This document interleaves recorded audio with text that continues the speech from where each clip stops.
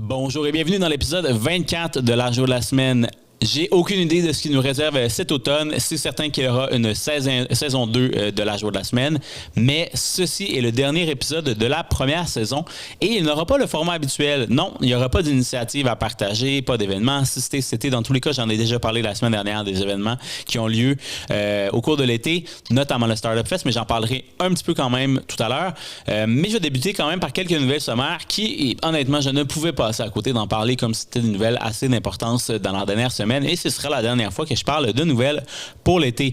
Je fais un petit récap de l'épisode également, ou des épisodes qui ont eu lieu pendant la première saison. Et je vais donner un petit aperçu de ce qui va se passer cet été avec l'Argent de la semaine. Parce que oui, peut-être que la saison 1 du format habituel prend fin, mais cet été, il y aura d'autres idées ou d'autres opportunités qui vous seront partagées. Donc, j'en parle aujourd'hui. Nous sommes le 19 juin 2026 et je m'appelle Guillaume Lajoie et en direct du studio de Startup Fest à Axé. Vous écoutez l'Argent de la semaine, ma chronique du moment dans la tech au Québec.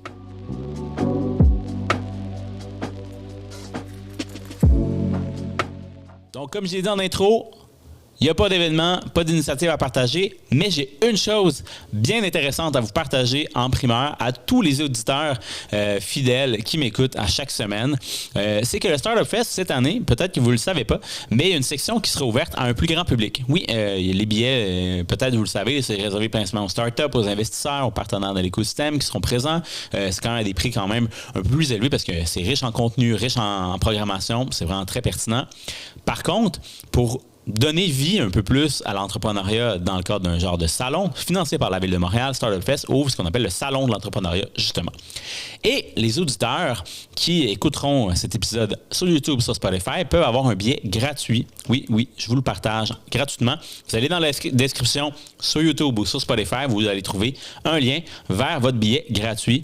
N'hésitez pas à le prendre rapidement. Bien sûr, le salon est ouvert dans les mêmes périodes que Startup Fest, c'est-à-dire du 8 au 10 juillet prochain au Grand Quai du port de Montréal.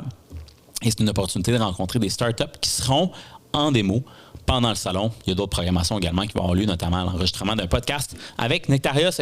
Donc, pour Tech Poutine, salon d'entrepreneuriat, le lien est dans la description. Ça, c'est la seule chose nouvelle que je voulais une nouvelle importante de partager par rapport aux événements. Et j'ai 5 nouvelles à vous partager qui sont plus des coups de main que des nouvelles de start-up. Il y a plein de start-up intéressantes qui ont eu de la visibilité dans la semaine. C'était la dernier épisode de la saison de Dans l'œil du dragon. Il y avait des gens à Vivatech. Peut-être que vous avez tout vu ça passer sur votre fil LinkedIn si vous suivez un petit peu des entrepreneurs sur LinkedIn. Mais j'ai 5 nouvelles de coups de main bien pertinentes et je vais faire ensuite un segue vers ce que je vais vous parler dans les prochaines semaines sur l'Argent de la semaine. Donc, la première nouvelle, c'est le financement qui a été annoncé enfin pour les accélérateurs incubateurs d'entreprises au Québec. Donc, le gouvernement du Québec, le ministère de l'Économie a annoncé 17 organismes qui vont bénéficier d'un financement. C'est un appel à projet qui a été lancé d'ailleurs, n'est pas la proposition qui avait été lancée à l'été 2025, au cours de l'automne 2025. Donc, ça faisait quand même plusieurs mois, personnellement, que ces organisations-là savaient qu'elle allait avoir le financement du gouvernement du Québec. Mais c'est chose faite, annoncé maintenant en juin. Fait que faut savoir pourquoi 6 mois plus tard, on l'annonce enfin. Mais je vous les nomme en rafale les 17 organisations qui bénéficient d'un financement du gouvernement. l'A7, District 3, Esplanade Québec, le CEIM, Garage Éco, la base entrepreneuriale HEC Montréal, le Camp, Zoo, CTS, CQB, donc qui Centre québécois d'innovation en biotechnologie, Indie Asylum, FinTech Cadence, MT Lab, IVEO, le Centre Dobson de McGill, Cantino et Entrepreneuriat ULaval. Donc, ces 17 organisations-là, pour 2 ans, vont se partager un financement de 13,8 millions de dollars.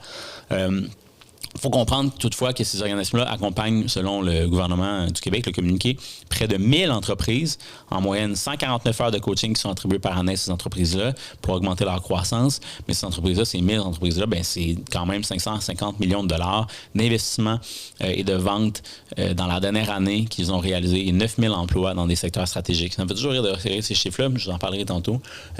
Bref, bravo pour ces 17 organisations-là au Québec qui bénéficient d'un financement supplémentaire pour 2 ans pour la stratégie québécoise de recherche et d'innovation. Deuxième nouvelle pertinente que je voulais vous partager concerne le reprenariat. Oui, cette semaine, le ministre Bernard Drinville a annoncé un 500 millions de dollars pour soutenir des projets de relève et de transfert d'entreprises. Il y a un 350 millions de dollars qui vient d'Investissement Québec, 150 millions du ministère de l'Économie. L'objectif, c'est vraiment, dans le fond, de déployer du soutien financier via le réseau d'accès PME.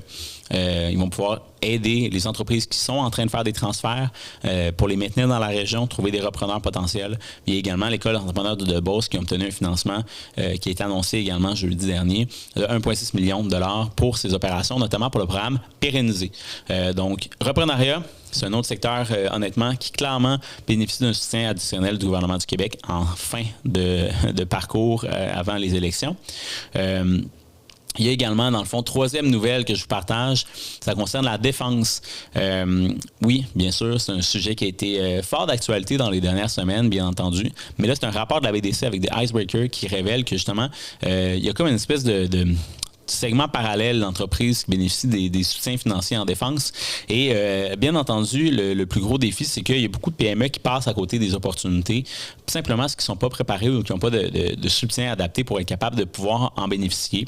Ce qui est un défi. Puis même, justement, il y avait un article dans The Globe and Mail qui faisait référence justement à ce rapport-là de BDC de The Icebreaker, qui était rédigé, entre autres, par Abdullah de DMZ, qui mentionne que le plus gros défi qu'il y a, c'est justement qu'il y a beaucoup de startups qui ne profitent pas de la manne disponible en défense. C'est un peu assez à attendre, honnêtement, parce que quand il y a des grands projets, des grands financements stratégiques comme ça qui s'opèrent, c'est déjà défini. Le financement est déjà un peu défini à qui ça va être les bénéficiaires. Et c'est souvent des organisations qui sont plus établies. C'est comme des appels d'offres qui sont souvent bien destinés pour les entreprises qui ont déjà du financement. Fait que je vous partager l'article de Globe and Mail, je pense qu'il est autant pertinent que le rapport de la BDC, mais c'est le défi justement que l'infrastructure du gouvernement du Canada n'est pas adaptée pour s'assurer que l'approvisionnement et le financement qui sont disponibles en bénéficient pour les startups. Quatrième nouvelle que je vous partage, du côté de Québec, on se projette en octobre, il y a l'événement nordique qui va avoir lieu, organisé par Lecan. Ça a été annoncé qu'un financement de 400 000 $ a été attribué par la Ville de Québec pour l'organisation de cet événement-là, qui est justement Slushed, si vous vous rappelez de l'événement qui avait lieu l'année dernière en mai. C'est la version 2.0 qui s'appelle Nordique. Puis, ce financement-là vient du service de développement économique. L'objectif, c'est vraiment d'aider justement Nordique à attirer des fonds de capital de risque, à être présent puis de renforcer l'écosystème technologique de la capitale. On veut également, il paraît-il, attirer des écosystèmes internationaux à venir être à Nordique pour l'événement. On parle de Belgique, Suisse, France. Donc, tout ça organisé par le camp et Québec International et plein d'acteurs de l'écosystème de Québec. Donc, notez ça à l'agenda le 29 octobre 2026. Ça vaut la peine d'être à Québec à ce moment-là et également de profiter de cette belle opportunité-là. Et pour terminer, une cinquième nouvelle. Et ça va faire le passage vers le segment éditorial et, bien sûr, un récap de la première saison que je vais faire aujourd'hui, que je fais avec vous.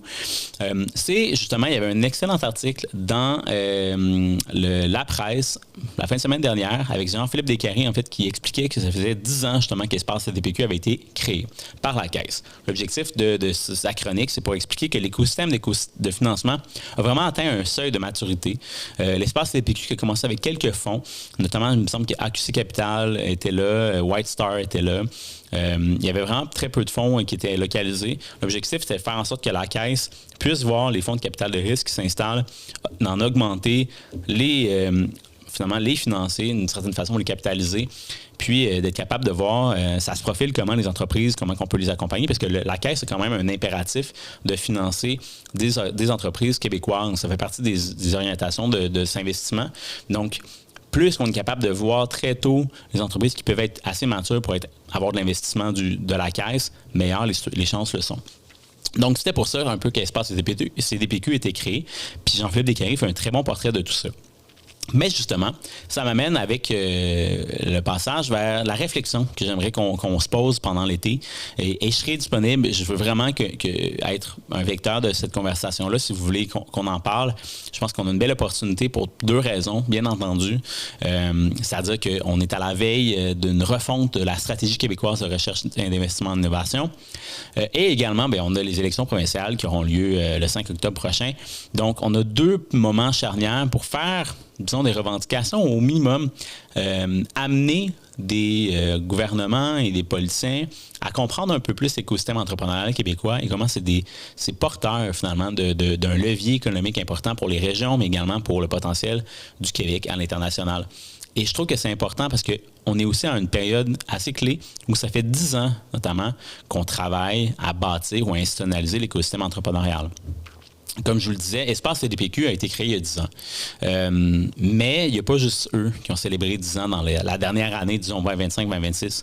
Esplanade Québec, Le Camp, le Coopératon va célébrer ses 10 ans bientôt, District 3, et même Main, si vous connaissez, mon ancien employeur, justement, a été créé il y a 10 ans, en novembre 2026, 2016, ça va célébrer 10 ans bientôt, dans l'objectif de justement rallier les organisations. Puis il y avait un manifeste qui avait été émis justement en 2015 sur l'espèce de volonté de travailler ensemble pour être capable de mieux comprendre qu'est-ce qu'on doit faire pour bâtir un réseau d'incubateurs accélérateurs performants au Québec, copié sur le modèle américain.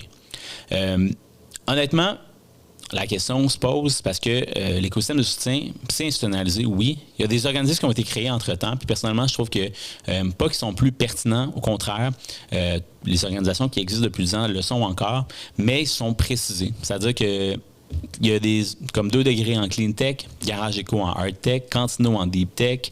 Le CTS existait depuis quand même longtemps, mais ils sont spécialisés en santé. Il y a cette volonté-là de se verticaliser, d'aller chercher vraiment un vertical plutôt que d'essayer d'accompagner le plus d'entrepreneurs possible.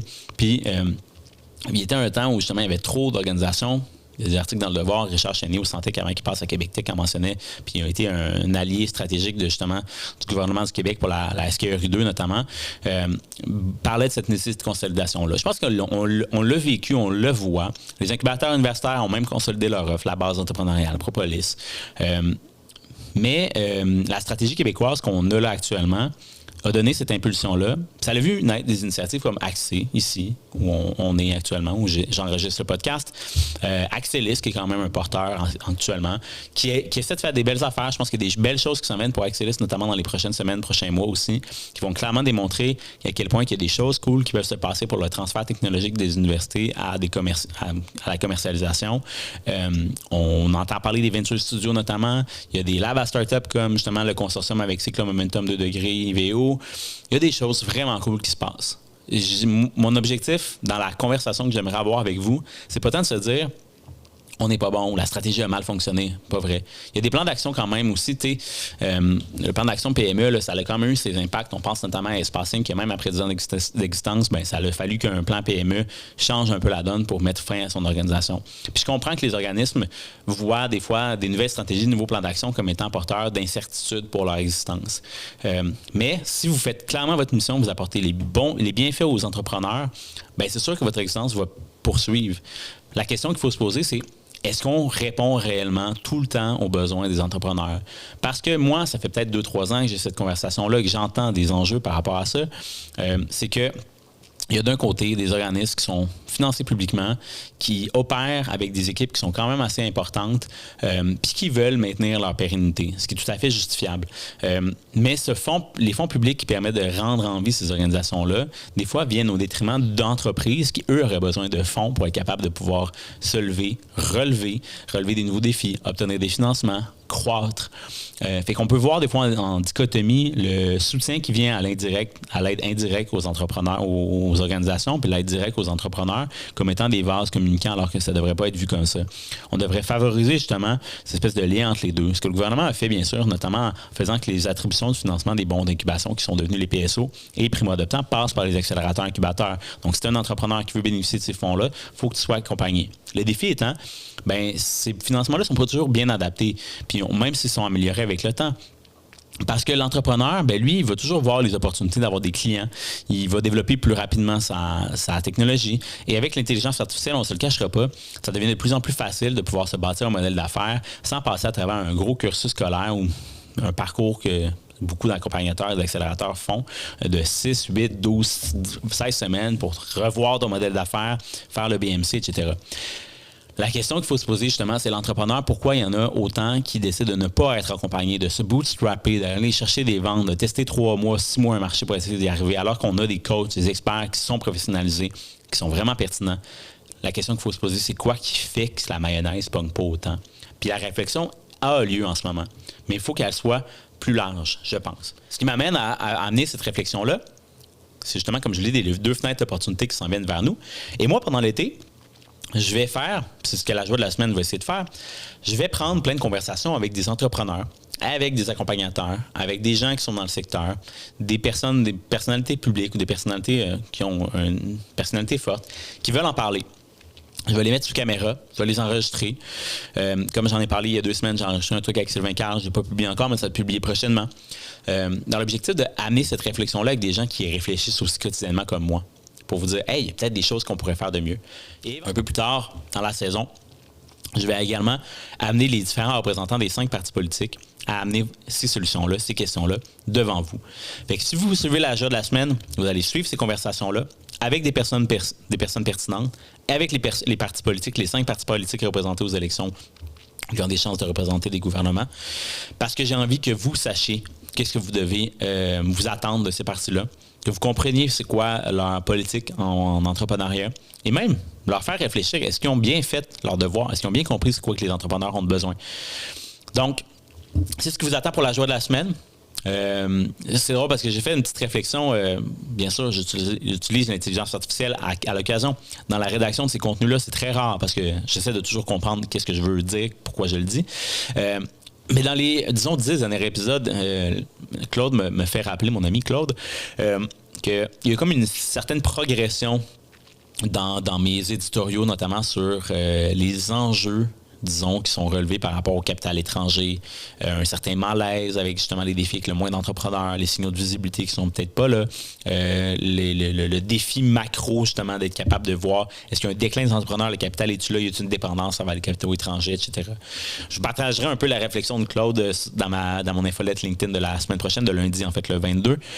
Mais tout ça pour dire que moi, je pense qu'en 23 épisodes, au-delà de juste mettre de l'avant plein d'entreprises qui méritent d'être connues, ce qui était mon objectif numéro 1, de vous partager des ressources pertinentes pour vous aider, ce que je vais continuer de faire dans la saison 2, absolument, mais peut-être sur une autre facette, mais aussi vous amener des petites réflexions éditoriales sur des secteurs d'activité, des réflexions même des fois sur justement des enjeux qu'on vit dans notre quotidien.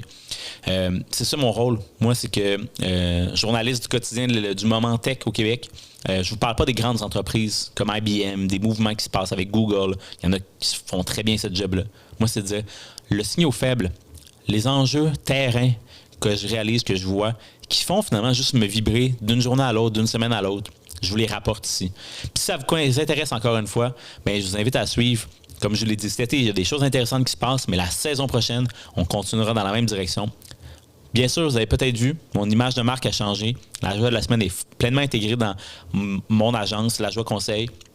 C'est bien sûr, c'est un vecteur de communication, c'est un canal que j'ouvre pour, oui, parler des startups, vendre des services, effectivement, mais je ne parle pas de mes services au quotidien. J'ai aucunement envie de faire ça ici. Ce que je veux, c'est vous partager mes réflexions, mes connaissances, mon savoir-faire, puis à savoir comment je peux vous aider, vous, comme entrepreneur. C'est ma promesse. Je continue de la livrer. Je vais le faire cet été. Et la saison 2, on se retrouve. Encore une fois, probablement, et j'espère, en direct du bureau du studio de Startup Fest à AXC. On se revoit la semaine prochaine avec des épisodes moins réguliers, mais on se revoit la saison 2, bien entendu, en septembre. Donc d'ici là, portez-vous bien. J'espère, écrivez-moi. Puis on se revoit la saison prochaine.